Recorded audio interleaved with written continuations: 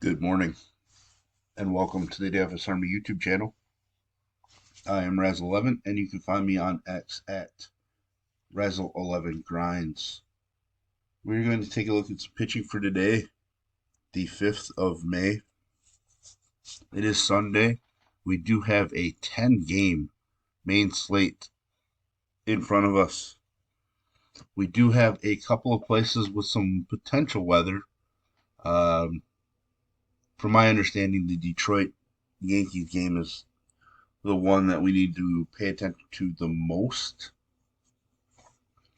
Um, but with that said, I think right now we're just going to go ahead and imagine that all games are going to play, and we're going to talk about some pitching.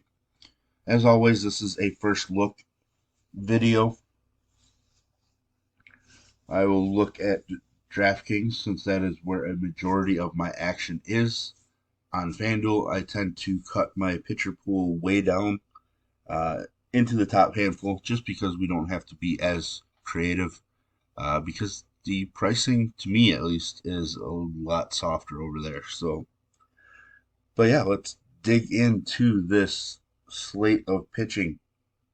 I did scroll through quickly before I started this video, and I will say that there are more pitchers than I generally want to play um, as being viable today. So, it is going to take some work to cut down the pitcher pool a little bit.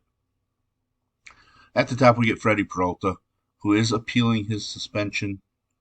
I would expect it to get dropped by a game or two. But this game in Wrigley has a 6.5 total. Peralta is a minus 122 favorite. Not a lot needs to be said. K prop of 7.5. Just slightly on the under, but still.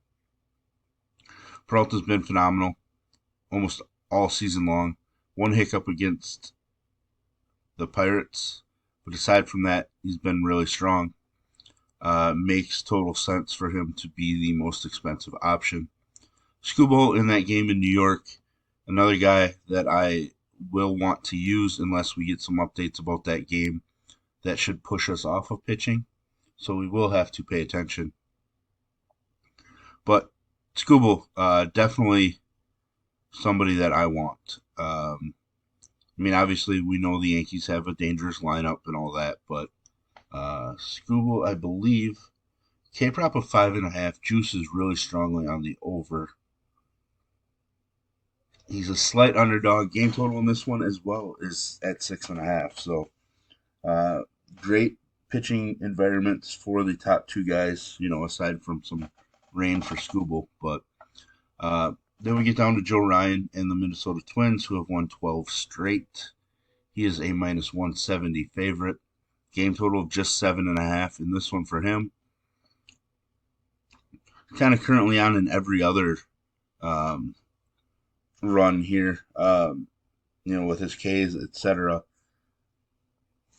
I will be using him, but if all things were equal, I would prefer the top two guys. His K prop is 7.5. Juice is on the under, but that's a strong K prop for him. So definitely interested. But I would put him behind the top two here, ahead of maybe Bryce Miller. I might even put him below Pepiot. That might be a stretch because the Mets generally don't strike out a ton in comparison to other teams. So, but let's take a look here at Bryce Miller, somebody that is going to make my pool. I'm not overly excited about it, coming off of a ridiculous performance against the Atlanta Braves. Um, he's just been really impressive this season. K prop is just 4.5. Juices strongly on the over. Um, Game total of 8. He is an underdog. Hunter Brown and the Astros are minus 135 favorites. Little surprising. Game total of 8 isn't terrible. But we have so many games at 6.5, 7, and 7.5 today that just kind of shocked. So, but there's plenty of upside here with Bryce Miller. I have to look into how he's fared against Houston in his short career. Pepiot, definitely a guy that's going to make my pool. Um, has looked great. Has two rougher starts on the season, but aside from that, has looked really strong. Uh, he's a minus 120 favorite. Game total just 7. His K prop is 6.5. Juice is on the under, but actually really strongly on the under. But still, a 6.5 K prop against this Mets team is very intriguing, considering he's only gone over 6.5 in 3 of his 6 starts. That number does seem high, so it's not one that I'm going to be, looking to ladder or anything from a betting standpoint. But that kind of tells me something. Maybe Vegas expects a little watered down Mets lineup for a Sunday afternoon game. We tend to get those at times, so it'd be interesting to pay attention to what they put out. Nestor Cortez, uh, I have to be interested. His K prop 6.5. Juice is on the under. He's had a couple of really strong starts, elite level against Miami and Tampa Bay, but he's had some not very good starts as well. Uh, I mean, I don't mind picking on Detroit, uh, but right now they're not exactly a team I'm going out of my way. But like I mentioned before, it's 6.5 total. Nestor and the Yankees are actually a minus 125 favorite over Scooble, so definitely has to be in there. But like I said as well, pay attention to the weather in that New York game. Javier Assad wasn't going to make my initial pool uh, until I looked into the weather in Wrigley. The winds aren't massive, but the game total being at 6.5 really stands out. And the fact that the Brewers and Peralta are only minus 122 favorites. Uh, Vegas thinks highly of Assad in this one.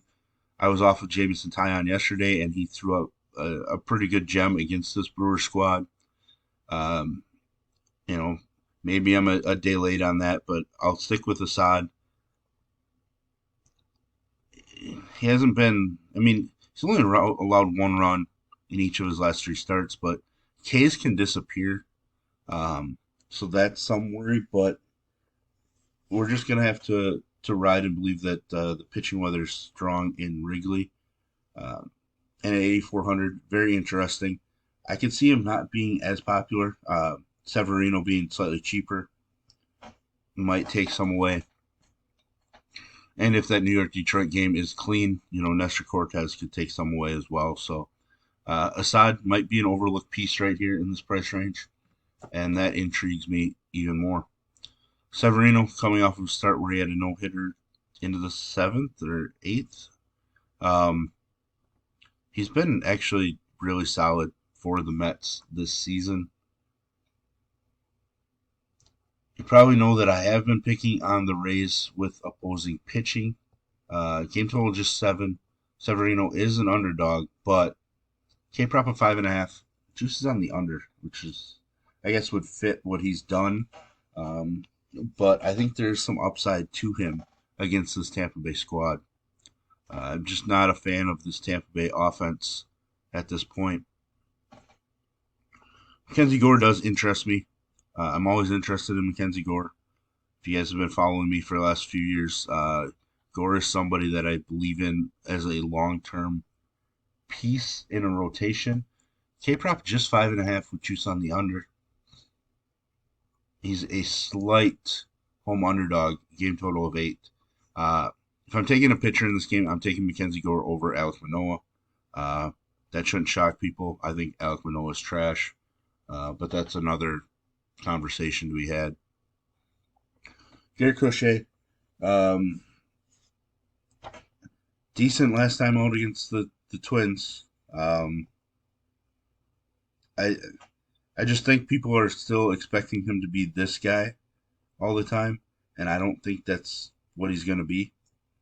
Um, with that said, I think there's some upside to this matchup, especially because St. Louis, they just have a bunch of left-handed bats.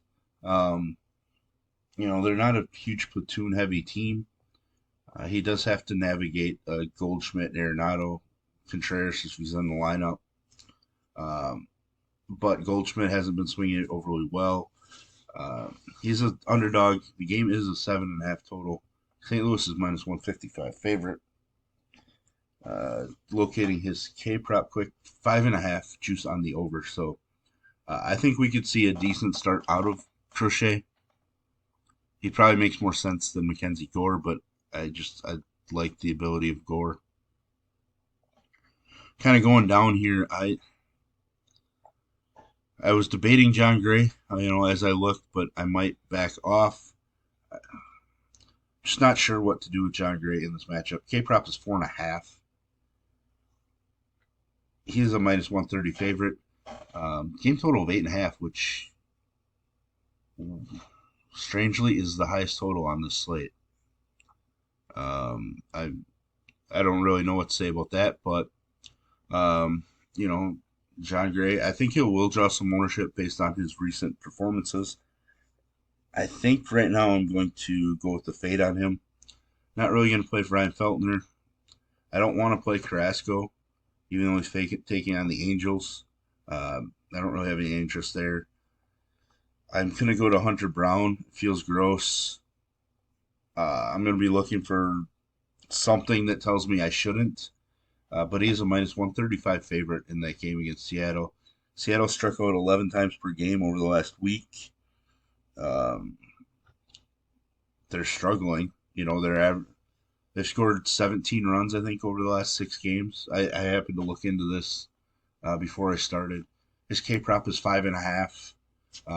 There's just a lot of things leaning towards Hunter Brown.